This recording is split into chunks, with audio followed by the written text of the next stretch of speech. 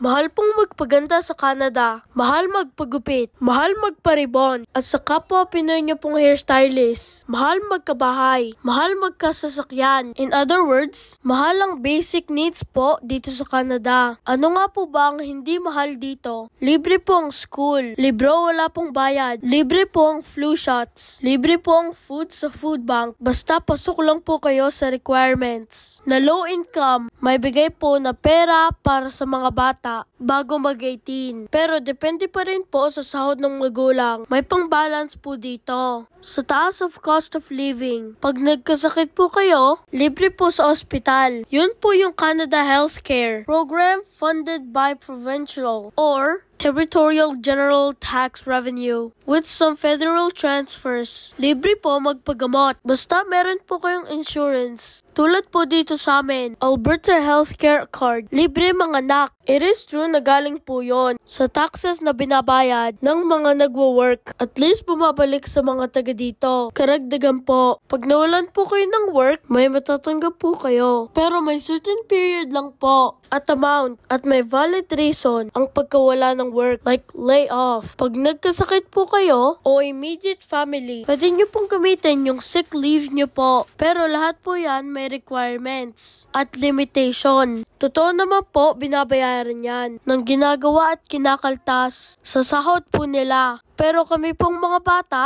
libre po kahit wala po kaming work. Pero syempre gusto po namin maging healthy. Kahit alam po namin maraming libre. Siya nga po pala, hindi po ako expert dito. Base lang po ito sa parents ko at sa panonood ko po. Follow for more.